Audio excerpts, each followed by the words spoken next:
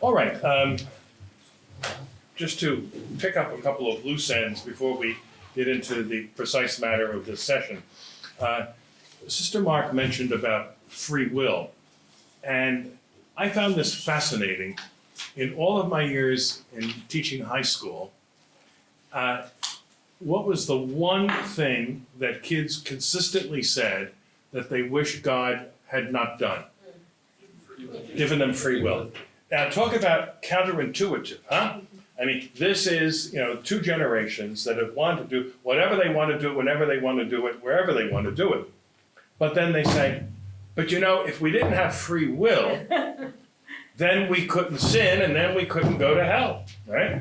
And I said, yeah, but then also if you didn't have free will, you couldn't love and you couldn't go to heaven, right? But it's amazing, the understanding, they really do want to be determined. Because why? Then there's no responsibility. Right? It's all somebody else's fault. I didn't realize, or I had forgotten, that the two sessions last night, I have material here that I think may summarize a lot of it. So let's see. Okay, Father Mark, you can be the extraordinary minister of these papers. And Joe, why don't you start on this side with that one, so you should end up with two.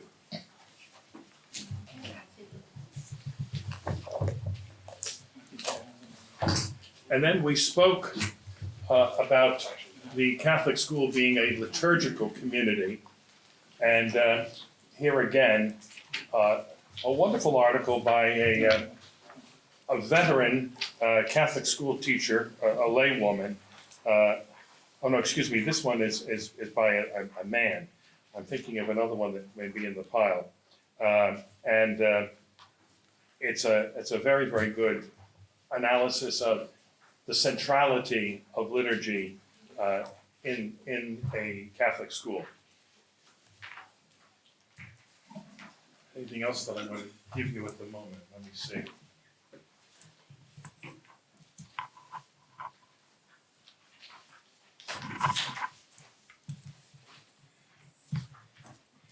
And then this is, in a sense, sort of just hot off the press. You must have heard about a month ago, the Congregation for Catholic Education provided that document on gender theory, huh? And so this is the complete text, which you need to read it, you need to highlight it, and then be prepared to deal with these issues, huh? And we'll talk a little bit about that both in this session and the one this evening. But it's not something that can be ignored anymore, or presume that it's not going to come banging on your door, because it will. And as Lieutenant York mentioned in his presentation this afternoon, about the importance of having policies, you need to have a policy about this stuff as well, so you don't get caught and then find yourself sued because you didn't have a policy, and they say, well, we didn't know, you didn't tell us, whether that's a teacher or a parent with a child or anything else, huh? All right, all these are extras. Good. Now, extras, by the way, I'm going to put them in a pile, and if you want to take more to give to other people, the liturgy, where is the liturgy? Oh yeah, here's more. I'm sorry.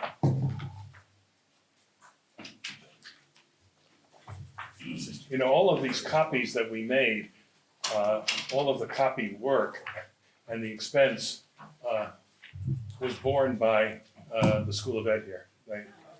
They paid for all of this. So otherwise we wouldn't be able to charge the little bit that we did for your participation. So we want to reflect for a little bit this afternoon on the priestly presence, and we're going to have different people entering into the stream of conversation here. But I think the first point to make is very often you'll hear a priest say, well, how involved are you with your school? Whether that's a parish elementary school or a regional elementary school or a high school. And the first answer you often get is, well, I'm not a teacher. And you don't have to have a doctorate in school administration to relate to kids. And now, when I was a boy, again, we went to a huge elementary school here in the Archdiocese, just a couple of miles away. And we had 5 sections of every grade. And we had 6 curates. My sister is correct, that's what we called them. And it makes no difference what you call them, that still means they have no authority. So you call them parochial vicar, assistant pastor, associate pastor, whatever. It's all a lot of nonsense. At any rate, each curate was responsible for a grade that he taught religion in once a week.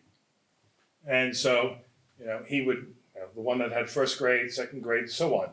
And so that was a formal teaching assignment. And they sort of taught off the regular curriculum. So it'd be something different from what the teacher was doing in the regular other 4 days.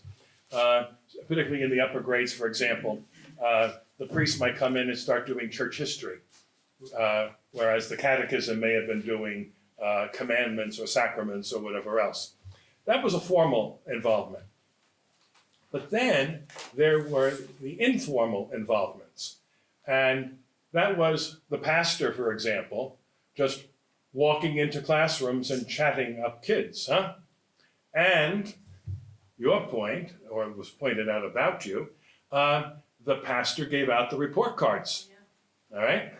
And you had, this 4-sided report card, and the backside was what they called deportment. And the first thing he did when he would look at this, and he would go to the back page and go,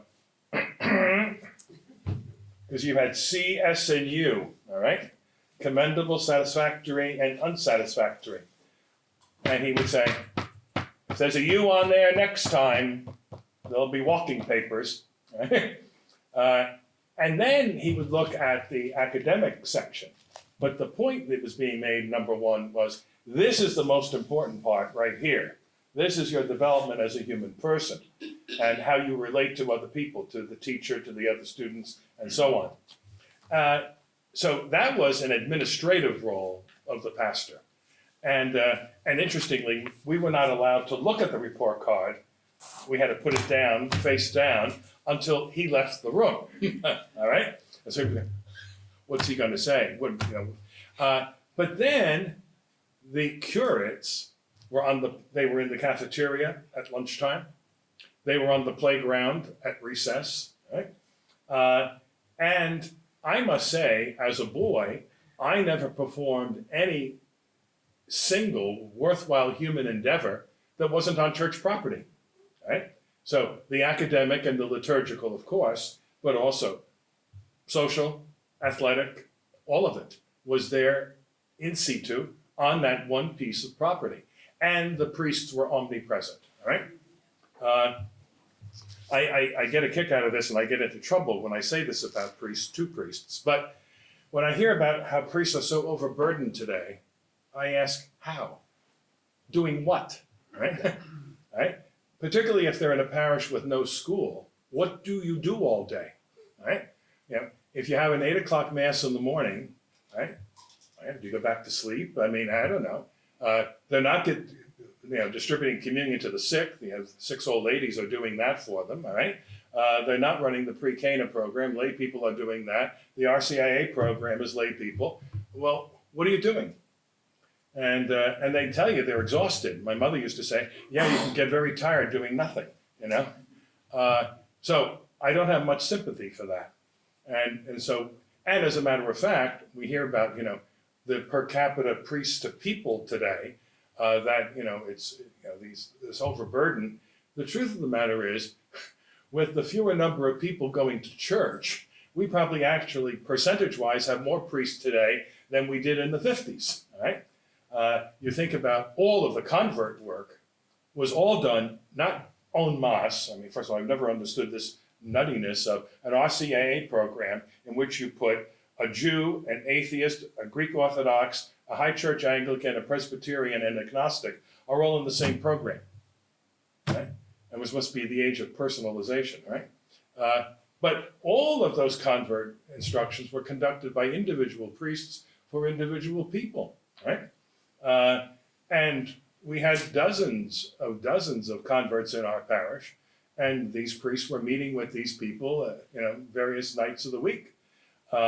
So when a priest says he has no time for the school, I just can't quite fathom what else could be so pressing that he's not available between 9 and 3 on any given day. So, presence. Again, you don't need a diploma to do that. That's just a basic human skill. And if you don't have that skill, frankly, you shouldn't have been ordained. And then, what else are we talking about? We're talking about the need for faculty formation. Someone made the point, the pastor or any priest, he's not simply responsible for the spiritual welfare of the children in the school. He's responsible also for the spiritual welfare of the parents of the children and of the faculty, all right? And who was it mentioned earlier about, giving out a document and having the faculty read it and the priest to conduct the session about, the meaning of this document, how it applies to their lives as Catholics in general and Catholic school teachers in particular. So these are all, it's a very, very broad umbrella, and you don't need a huge job description for this. I think that's another thing that, we're always looking to bureaucratize the whole thing. Jesus didn't have a mission statement, all right? He didn't have a personnel policy handbook or anything. There's certain things you just do by way of common sense and a Christian intuition. I would also make this point. With the relative absence, more than relative absence, of women religious in the schools, the presence of the priest is more important today than it was 40 years ago, right? Someone mentioned about the visible institutional presence, all right? That's so important, right? When you had a faculty of 15 and 8 or 9 of them were sisters, all right? There was an institutional visible presence of the church there, right? That's gone in 90% of our Catholic education institutions today. And therefore, it's incumbent upon us to be that kind of strong, visible presence. And we're not talking about an overpowering presence. We're talking about being visible, all right? And for the kids to know who you are. When I sent out that questionnaire to you fellows, which half of you, by the way, never returned, being good priests. But one of the questions was, do you know the names of your students, and do they know you, all right? Now, if you're the new boy on the block, you can't be expected to know 200 names the first week. But if your school, for example, has a photo directory, this is something pretty simple that, this month I'm going to master the names of the 8th graders. Start with the ones that are on their way out, right? And it's amazing, if you're walking around the cafeteria or on the playground, you say, "Hey, Joe, how you doing today?" And kids go, "Oh, he knows me. He knows who I am." All right. And, the whole call of Zacchaeus, Jesus calls him by name. All right. He knows him. All right. And that sets up a whole relationship. When I was a seminarian, the Diocese of Trenton became the first diocese in the country to have a very detailed program of marriage preparation, which kind of spread around the country. And but at the time, it was insisting that there had to be, I believe, 4 meetings between the first meeting with the priest to the time of the wedding. And the first was, all of the information, name, rank, and serial number, and so forth. And I was working in a parish that had about 200 weddings a year. And the pastor said, well, if you think, and if the bishop thinks that I'm going to go through all of this 4 times with every couple coming, he's mistaken. So you're going to do the first meeting with the paperwork. And it was interesting because I would stack them up 6, 7, 8, 9 o'clock on a Wednesday night. And you can get relatively bored with, where were you born? Where's your baptismal certificate? And all the rest of that paperwork. But I decided to amuse myself by not asking an educational question until about 15 minutes into the interview process. And why? Because I wanted to guess whether or not the couple individually had gone to Catholic school or not. By the way, they related to me and the rectory office. And I mentioned to the pastor at dinner one night that I had about a 750 batting average. And he said, oh, I find that hard to believe. And he said, how? And I said, well, it's much easier actually with the guys than with the gals. But with the guys in particular, a fellow would come in and he'd sit and cross his legs and, hey, Father, how you doing? And he'd say, you mind if I light up? Yes, I do. Okay. I'd say, he's been through Catholic schools. The other guy would come in and say, terrified, right? As though he's in a torture chamber, right? It was clear he had had no relationship with the church's schools. And so I told that to the pastor, and I said, well, listen, why don't you come in tonight? I said, first of all, it would be good for you to see how this process works, since you're really supposed to be doing it.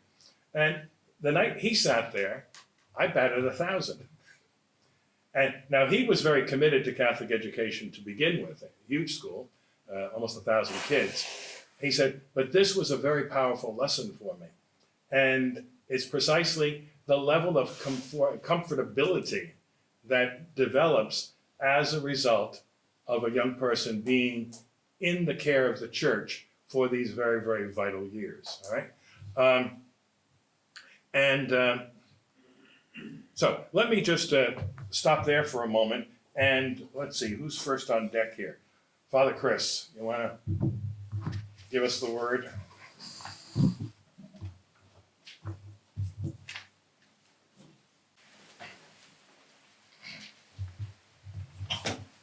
Thank you, Will. Father Peter asked me to speak within this session more on kind of my own experiences in 5 years as a priest, but it reaches back a little further than that. Truth to be told, I was 12 years in Catholic school from first grade through high school, and then went off to college and into the seminary, and it wasn't really until I was in the seminary that I gained an appreciation for the Catholic education I had received. And it was really through fostering a friendship with Father Peter and having him really just kind of remind me of the great gift that my parents had given me. And I say that because those of you who may work with younger priests or seminarians, get them to something like this. The seminarians and the young priests especially need to gain an appreciation for Catholic education as early on in their formation or their priesthood as possible. I had a seminarian with me last summer that was assigned as a summer intern. I took him here, and he was very appreciative of things that he received. 2 years into my priesthood, I was a parochial vicar, or parochial victim. That was the preferred one that I like to use, at a very, very large parish on Cape Cod with the only grammar school K-8 that was on Cape Cod. And I had come one of the summers down to the Summer Institute, and it was being held in Philadelphia that year. I got back, and at Father Peter's suggestion, I just wrote a synopsis about 3 pages long and sent it off to my bishop, just saying, I went to this institute, this is what I learned, this is what I gleaned, here's a letter just letting you know. Simultaneously, my pastor was writing a letter to the bishop saying, I want to retire. And the pastor was not granted retirement and decided instead that he was going to take several months of sabbatical, and I was going to be left as administrator of this parish that my pastor had was taking off from for a little bit. So I did a little bit with the school. I had been over there as a parochial vicar just about every single day. I made a point as soon as I got there and as soon as the school opened for the academic year of being there at the beginning of the day or the end of the day to greet students as they were coming and going, meeting their families. I found it as a great way just to show that kind of institutional presence, as Father Peter had mentioned, as well as to get to know the folks that were from the parish that weren't from our parish, because we were the only Catholic school that was in the area. We had a lot of folks from outside of town. I got involved at that time that I was administrator in having to make a couple personnel decisions, as well as go through the whole process of setting tuition rates for the coming year, working with the advisory board that was sent there. At the end of that time as administrator, I got a call from my bishop, who is a Brazilian, and he said, "Hey, Chris, I got a favor to ask you. I want to come talk to you," which, when he says that to you, you know you're getting reassigned. I go in to see him, and he said, "Actually, I got two favors to ask you." And I said, "Oh, great, we're playing this game now." He said, "The first one you're probably going to like. The second one's going to be a little more tough." And he said, "The first one, I'm forming a school board for the diocese. We've never really had one before. It's going to be a governance board for all the schools. And I want to put a couple priests on it, and I'd like you to be a part of it." And I said, "Sure." And he said, "The second, I'd like you to go to these two parishes in this small city, one of which had a K-8 grammar school,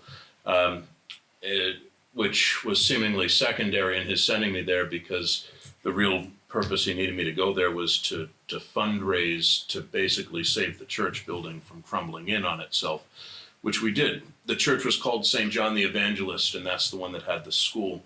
And I quickly needed to set a vision spiritually for where we were going with things. And so I said St. John the Evangelist was the only one that remained faithful at the cross. So we are going to set our vision out spiritually to be beloved disciples. We're going to find ourselves there at the foot of the cross. It was what I used for both the church and the parishioners, as well as in the school, as best as possible. So here I was now, an administrator of a parish school, working with the school board, working with the principal. We had the only religious sister principal that was left in the entire diocese of Fall River, as well as a fifth grade teacher who was a woman religious. They were both members of the Passionist community, and they had been there for about 15 years. And after my first year there, the principal, in the midst of the second year, said, I'm going to be 78 years old, and I think it's about time that I'm going to retire. And I said, okay. I said, you're well within your rights. It sparked, the whole process of having to do a search and getting the right people and getting the right input for what I would want to do for hiring a new principal. I contacted Father Peter, was able to get some material as well for what would be necessary going forward in the hiring of a new principal. And that's all in the midst of taking care of the things day to day that a priest should be involved in his school.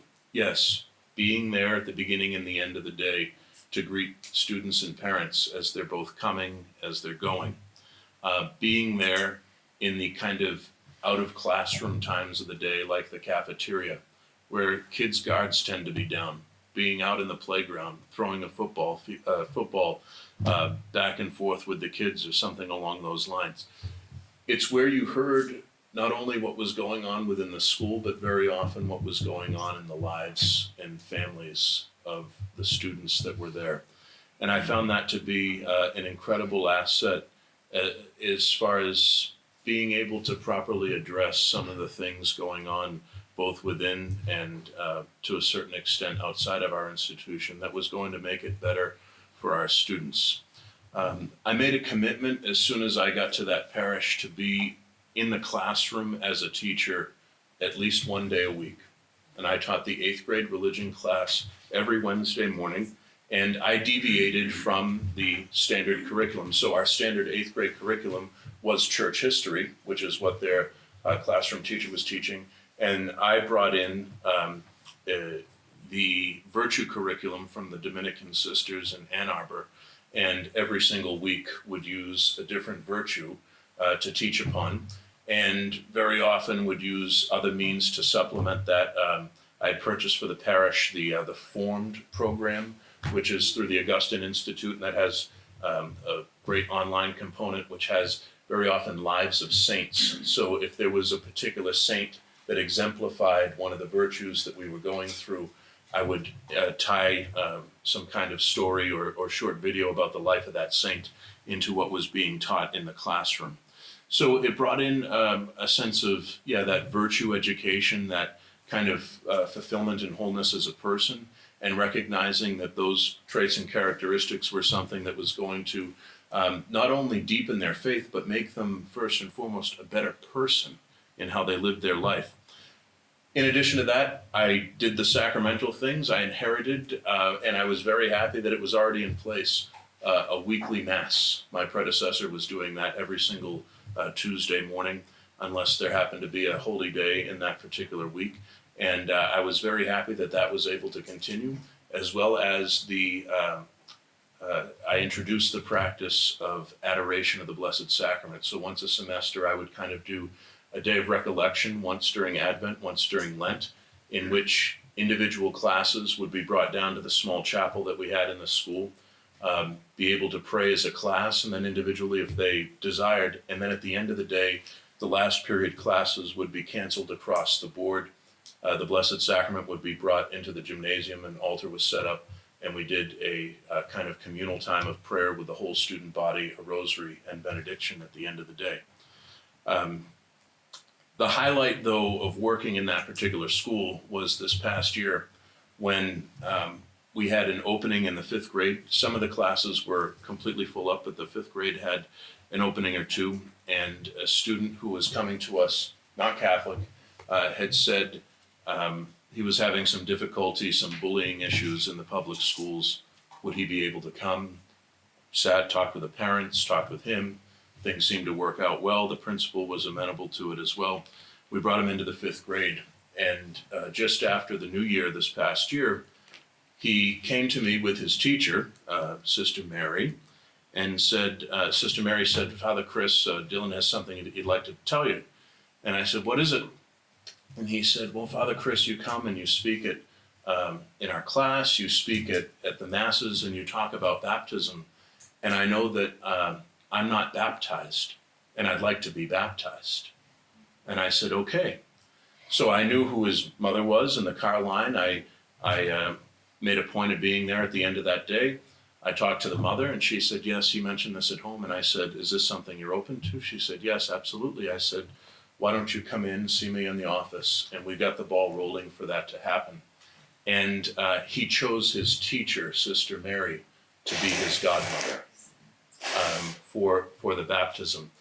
And I had asked him, I said, we can do this a number of ways. If you have family coming from out of town,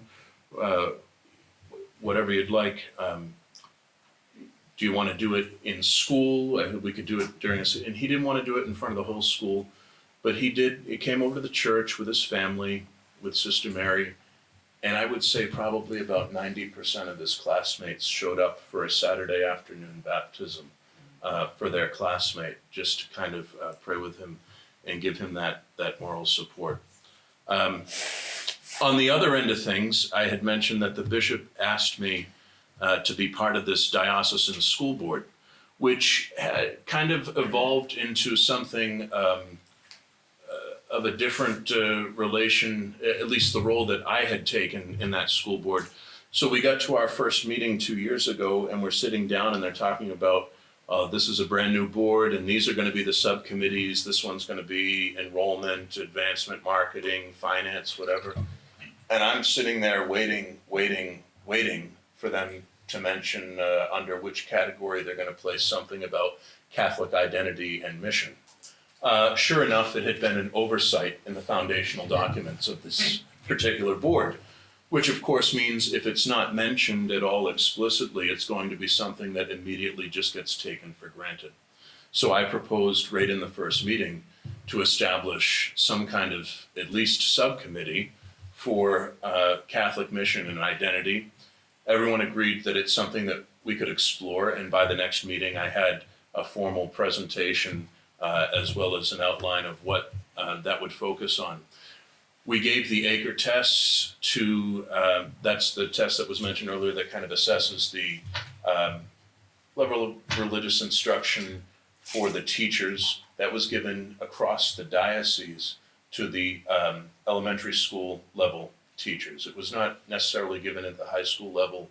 The high schools are, of course, more departmentalized, but we had actually made overtures through the superintendent's office to bring in the Catholic Education Foundation's identity assessment, which has not been, it's been purchased but not employed yet by our superintendent's office within the diocesan high schools. But anyway, from the results that we do have from the Acre tests, it revealed something that has been touched upon, is a lot of our teachers, especially younger teachers, while not necessarily opposed to church teaching, are not entirely educated upon it in it themselves. They don't have theology degrees, they don't have philosophy degrees, they may not have been in Catholic schools themselves, and very often, especially in the lower grades, where they're teaching in a self-contained classroom, we're expecting them to teach math and science and English and handwriting and things, and they're getting to a point where we're just throwing a religion textbook at them and saying, teach. And I said, you think about that, if a teacher has not mastered that material. And I didn't want that Acre thing to come across in any way as being like the Inquisition, but I realized more and more, like that fact that some of our teachers aren't really educated in the areas that they need to teach, especially in religion, really falls as a burden on the priests and the superintendent's office as well. So one of the things that I had kind of kicked off is what is going to be our program and plan for continuing education to kind of bring especially the grammar school teachers up to speed. And just a couple weeks ago, I sat down with a gentleman at Providence College who is the head of the PACT program, which the PACT is the Providence College equivalent of the Notre Dame ACE program. It places prospective Catholic school teachers out in schools while simultaneously earning a master's degree through the institution. And he and I are going to be working with the superintendent's office, with the chaplain's office at Providence College to develop a kind of cohesive, both academic and spiritual program of preparation for all the Catholic school teachers in the diocese, particularly at the elementary level, so that they're aware of what it is that they'll be teaching, but also that they have kind of taken ownership of it themselves. I was insistent that the chaplain's office be involved, and hopefully as many parish priest pastors as want to be involved too, so that folks realize this isn't necessarily just another area of academic study, but is also something that fosters a personal relationship, and hopefully that the spiritual and faith element of that can be developed as well. One of the things that I've also learned in kind of working closer now with teachers is, and it's been mentioned already, how kind of underpaid they are. And I've worked through the school board, not necessarily on a pay raise, but a benefit thing that I thought was absolutely necessary. And I hadn't realized that there was no policy in place in the diocesan institutions for teachers to send their own kids to Catholic schools. And what we ended up having were either Catholic school teachers who had their kids in public schools, or great teachers who had their kids in Catholic schools but were teaching in a public school so they could afford to send their kids to Catholic schools. And I said, this is absolutely asinine. So we developed kind of an expedited plan where after a few years you basically get 100% tuition remission for all your kids, and that's across the board in all institutions. And that came to me from one of the teachers in my school, who we had an in-house policy that already did that, and a lot of schools had an in-house policy. But once your kids aged out from 8th grade into high school, there was nothing at the diocesan level to support that, even if you were a teacher. So now there is things in place, and funding was secured through our diocesan scholarship fund to really give any kind of necessary aid to the children of our school teachers. And that was something that I wouldn't have known about if I wasn't in the school and talking with our teachers with some degree of regularity. I've since been moved to another parish. That just happened 3 weeks ago at the beginning of July. And the parish that I'm working in now does not have a school, but I am directly in between two of our diocesan high schools. One's 10 minutes to the east, one's 10 minutes to the west. And I'm going to kind of be working in an almost chaplain's role between the two of them, which is not necessarily totally administrative, but also will be continuing this Providence College program and the school board that will be going on.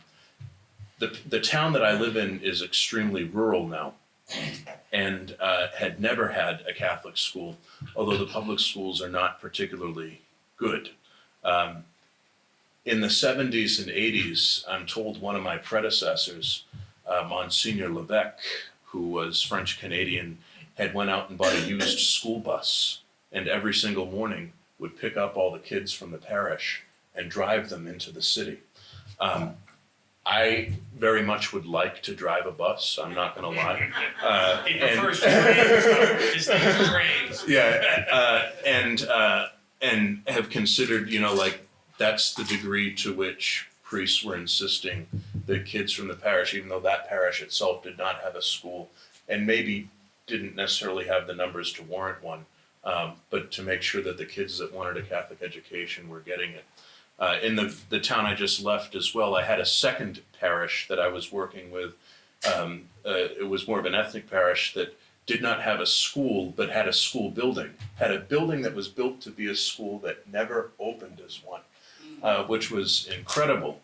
And I'm happy to say I kicked off everything for it to happen, and it's going to happen on the 26th of August.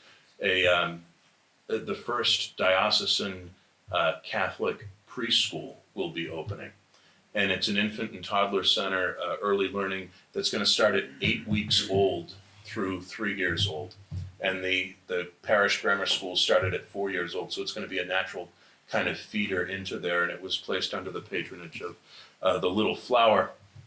But the goal of that being that we can start to form and shape Catholic minds in the critically formative years, even if it's just something as simple as teaching prayers, bringing the kids over to the church and teaching, this is a tabernacle, this is a crucifix, things along those lines, as they prepare to kind of enter into a more formal education.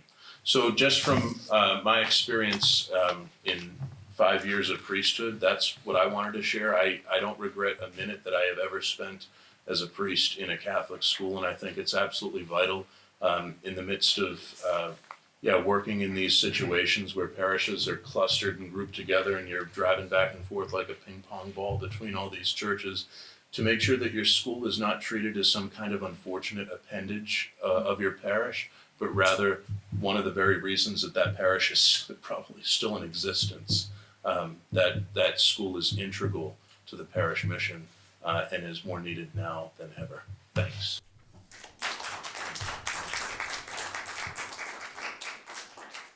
Father Chris mentioned about hiring a principal, and actually this is what I gave him of a principal candidate interview. Questions that you ought to be asking, and if you take a look at it and you have any questions, by all means feel free to ask later. Father Sal, you want to dazzle us? While he's coming up, when Father Chris mentioned about the baptism of the kid from the school, it reminded me, our school here in Newark, probably by the time I was in second grade, as they used to say, the neighborhood started to change. And it was the beginning of blacks from the Carolinas coming up. And at a certain point, some of them had decided they wanted to have their kids in Catholic school, and they were probably Baptists. And the first black boy that we had in the school was in our class, and in third grade, he said he wanted to be baptized. And so it was the usual procedure with the parents and so forth. And the pastor and the principal thought it would be a good idea for him to be baptized during the school day, so that none of us had ever seen a baptism, let alone our own. So it'd be an opportunity to view this, and of course that we would be there for our classmate.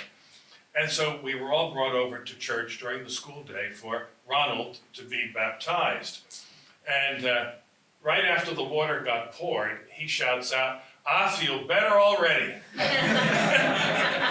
And we roared. We got back to the classroom and Sister said, "I trust you realize that Ronald's reaction was perhaps a bit exuberant, but very correct."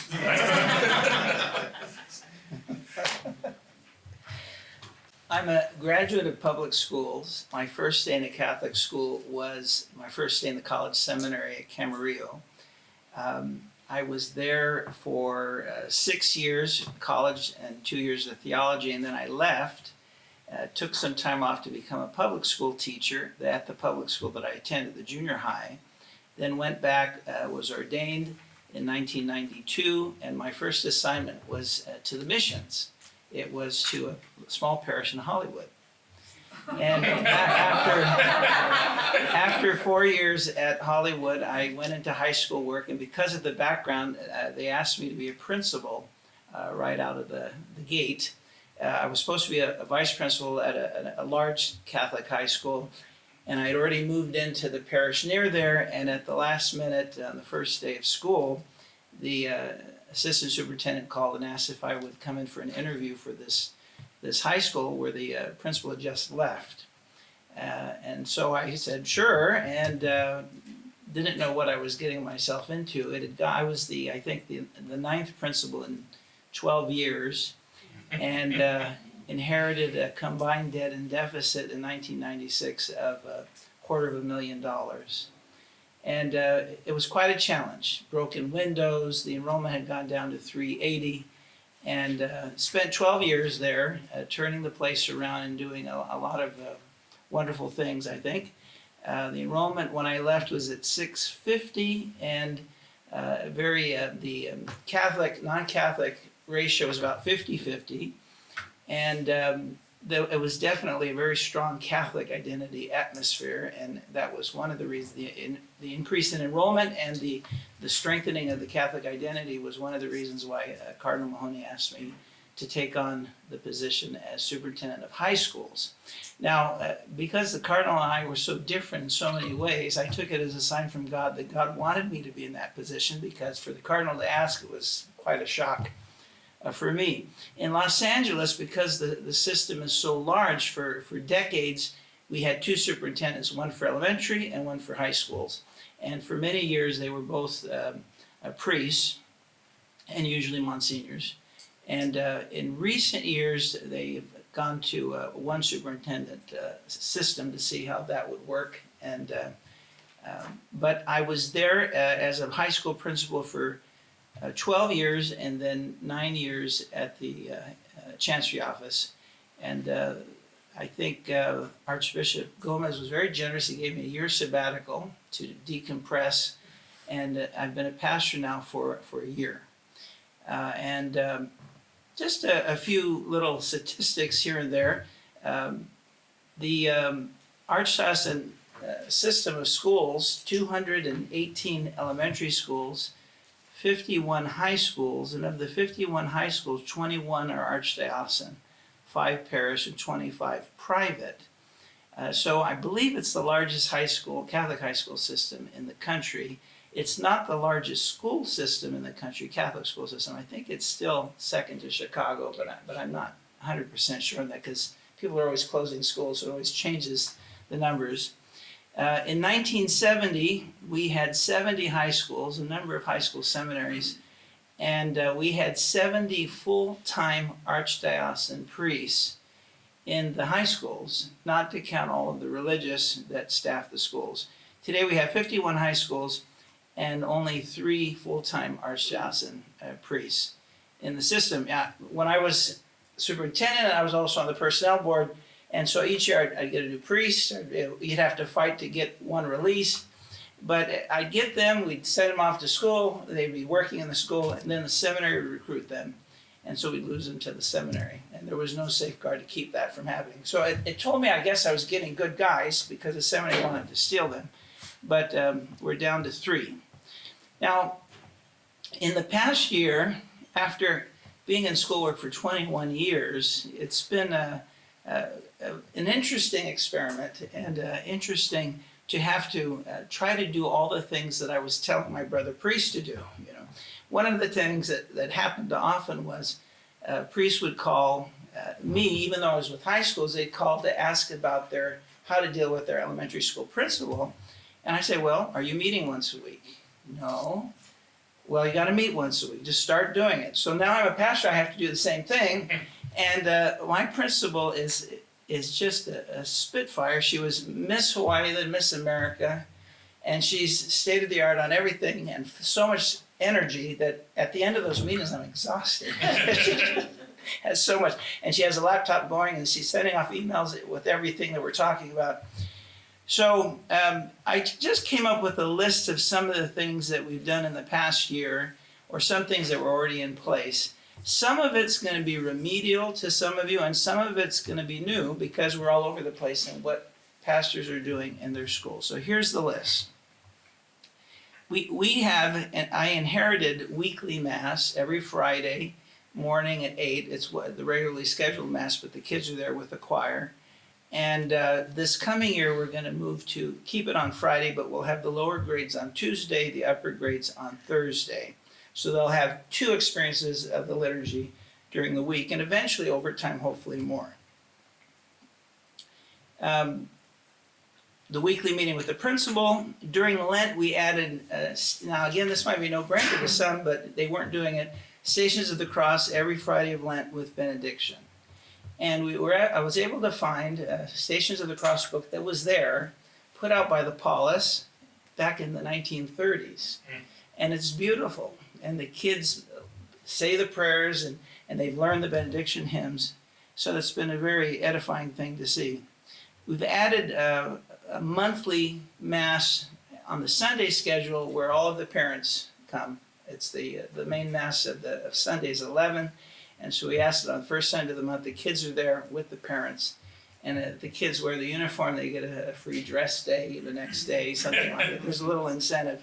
But it's brought the parents to Mass, especially those not going. They didn't have regularly scheduled confessions for the kids in the school. I mean, we have them for the parish, but they didn't do them regularly. So for starters, this last year, we've scheduled them 4 times during the year, at the beginning of the school year, during Advent, Lent, and then at the end of the year, so that they have at least 4 opportunities to go with their whole class. So we'll just have them by grades, the lower grades in the morning, the later grades late morning. And we've done that with the confirmation program. And having been at a parish with a large confirmation program when I was in residence in Inglewood, they only did confessions there with confirmation, I think, twice a year versus 4 times. And I could tell the difference with our school, because I heard confessions this past year. I helped out at the place where I was. And I could see the difference in the confessions of our kids who have had 4 confessions during the school year versus 2 at the other parish. There's a little bit of spiritual direction going on, and you can see that after 4 confessions, something is happening in the lives of these kids versus going back to where they only had 2. There wasn't that same contact and that same depth through that regular experience, or at least more regular experience. A few things where we added a little bit of something. Every school has a Christmas concert, usually in the church. We added Vespers to the Christmas concert at the front end of the concert. Very simple thing to do. You can get it online, and it kind of baptizes the whole experience. On All Saints' Day, they have the custom of the kids dressing up as saints, no monsters, but saints, on All Saints' Day. And then for the All Saints' Day Mass, all the kids process in their costumes as saints, and they have to study which saint they're dressed as, or which saint they chose, and who it is, and a little bit about that saint. So, and it looks very nice. I've never seen it before. It looked very nice. They sing, all the saints go marching in as the opening procession. So I asked the principal, I said, next year, the next 2 years, let's do something different. Since the parish is named after a Franciscan saint, St. Anthony of Padua, next year, I want you to just focus on Franciscan saints. No other saints but Franciscan saints. And that's a big pool of saints, but it gives them something a little bit more to research. And then the following year, I want them to focus on North American saints. And there's more than we realize, but that'll really focus their research and also localize it a little more. One thing that I stole from the previous parish to our place, and it's been a lot of fun, is 8th grade lunches. And I got this from my previous pastor. He would divide up the class into enough seats at the dining room table in the rectory. So if you have 6 seats, 9 seats, whatever. And on a Monday usually, he would have 6 or 9 of the 8th graders over for lunch in the rectory. And for these kids, it's a big deal. Most of them have never been in a rectory. Most of them aren't used to a dining room table anymore. Most of them don't eat any meal with their family anymore. And to sit at a table that's formally set and where they're being served, it's a big deal. But then also to have that face-to-face time with the pastor. I did it twice. I went through the whole 8th grade twice, and in the beginning they were a little nervous, very formal, and just kind of kid around with them and kind of loosen things up. By the second round of the lunches, you could see they were much more relaxed and much more at home, and it affected the way they would interact with me when I was on the schoolyard. You could see the difference because they felt, well, they'd been in my house, we were able to talk, I was able to remember their names through that experience and where their parents worked and all types of unusual things that would come up in a lunchtime conversation. Parent meetings. What we added was a more substantive prayer experience. I think my impression is that most parent meetings begin with a standard opening prayer, an Our Father, Hail Mary, maybe a little scripture passage, if that. So instead of it being a simple prayer like that, a little more, not a paraliturgy, but something with a little guided meditation, something that was a little longer and more substantive that would give them a little bit more of an experience of formation rather than just an Our Father, Hail Mary. The faculty at our place have 2 retreats, one at the beginning of the year, one during Lent, and they were shocked that I was going to do them. Well, the first one I did, and the second one fell during our parish mission. This last year we had Father Brian Milady, the Dominican, and so it was perfect that he could give the Thomistic presentation on Catholic education. I wish we had recorded it. The involvement in hiring. I think the principal wasn't used to the fact that a principal was going to be a part of the interview process with new teachers. And again, to me, it's a no-brainer, but I'm adding this to my list. And one area that we need to develop more in the coming year or years will be parent formation. The music, it's a difficult situation, but it's going to take time, but there's going to be a change in music. We're dealing with a very plain 1960s church that needs to be beautified. And as it's being beautified, that will help in the formation of the students as well as the parents.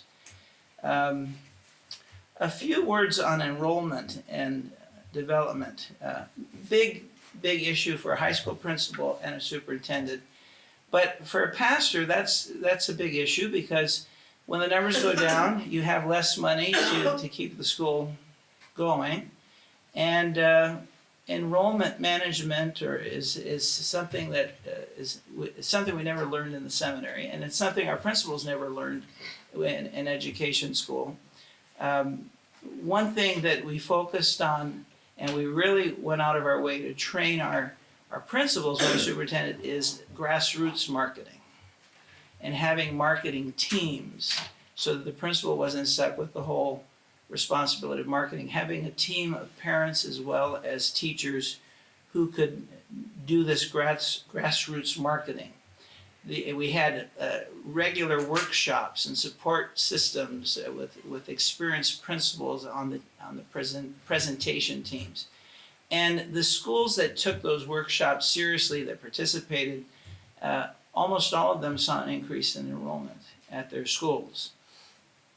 The schools that didn't bother, or who had pastors who weren't supportive, they're still floundering. We have a number of schools in our diocese that have enrollments, elementary enrollments under 200, some even under 150.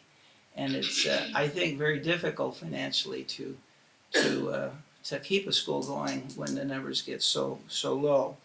We discovered that, you know, there are a lot of people, when we increased the marketing, we had a lot more applications, but we needed more money for scholarships.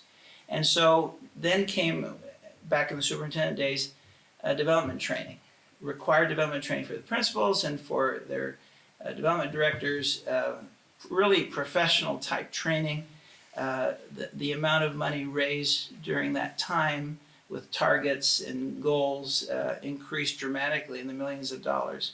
And one of the simple things that can be done even at the parish level, I think, is a simple thing that I think a lot of places should try, is the concept of adopt a student.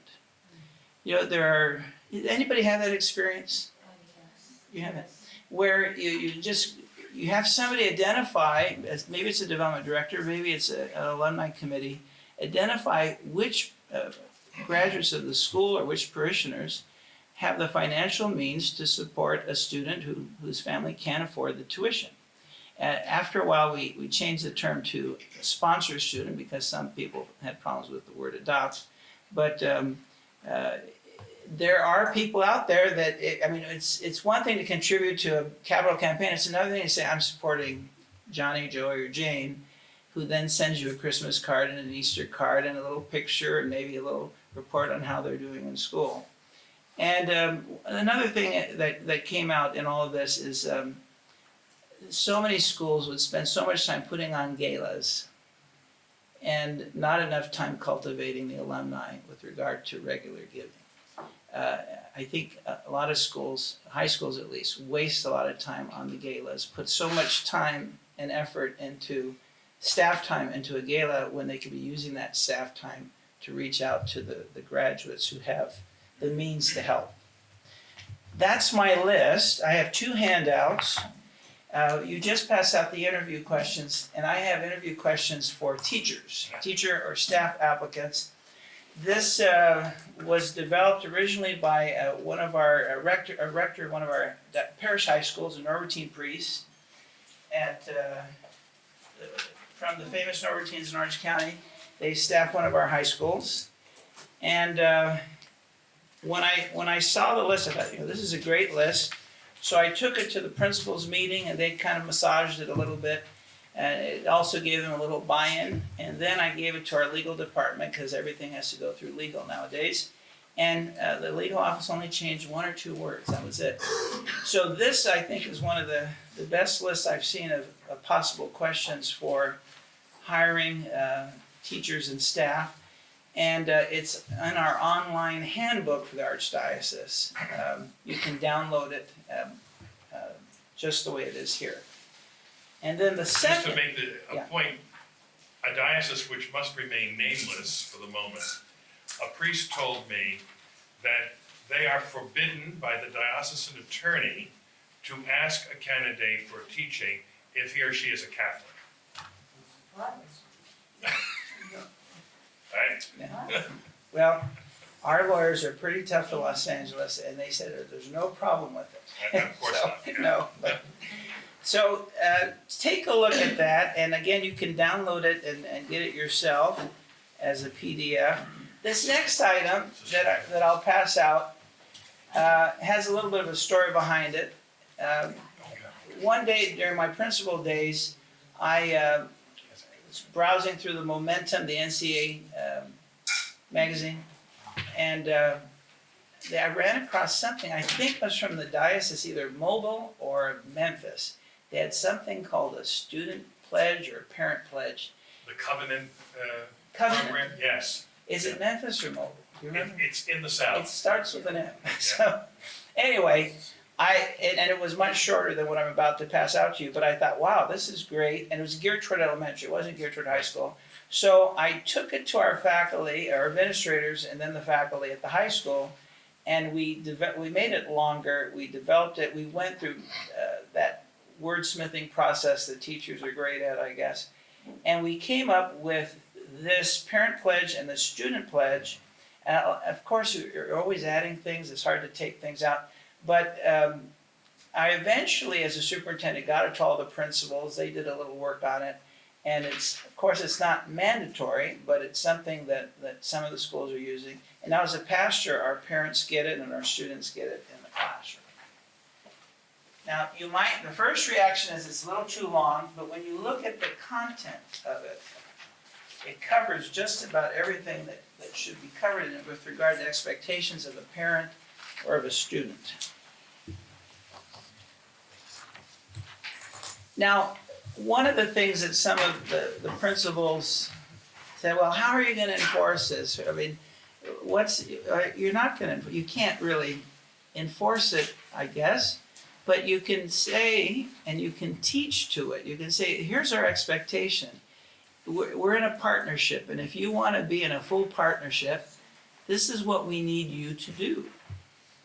And, a little Catholic guilt or Italian guilt can go a long way, but hopefully they'll want to do this. Irish because guilt is what you really want.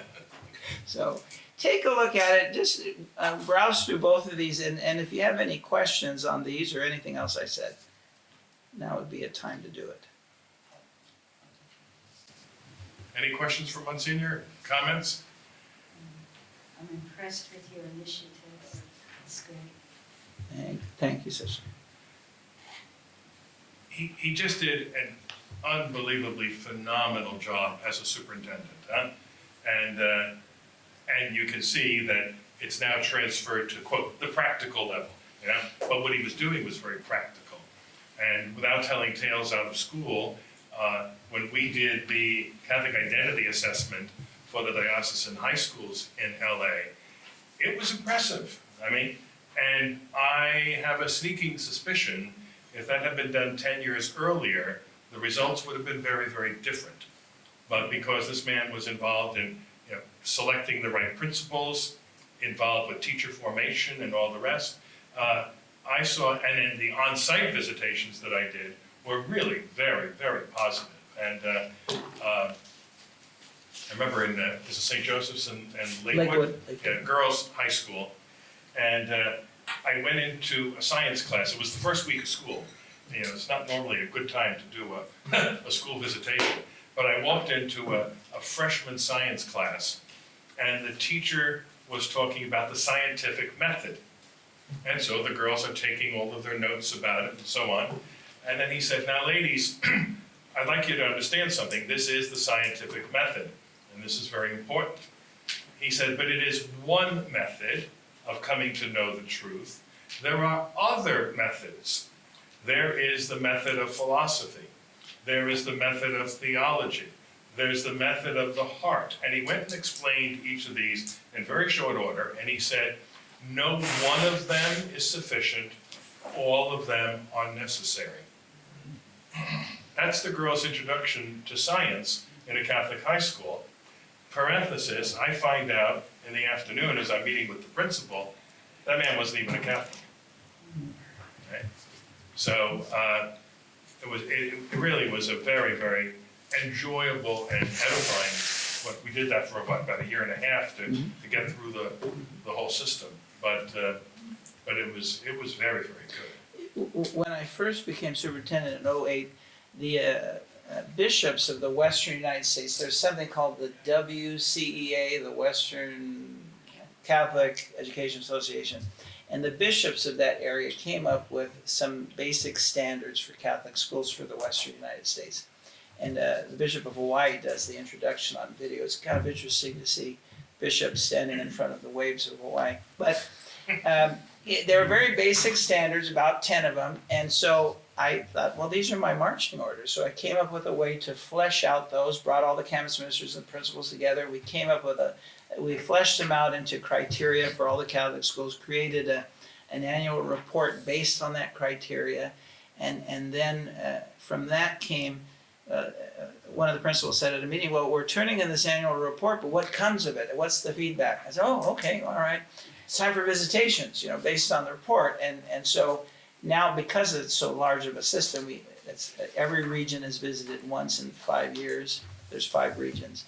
And spend an hour with the leadership, an hour with the campus minister, an hour with the religion chair, with the student leaders, and to see if what we're reading is really true.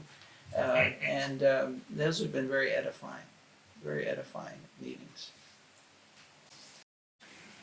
All right, we're going to have more time to talk about this evening. You notice we only had the one session, so we can, do this in a more comfortable environment. All right, so we'll see you momentarily.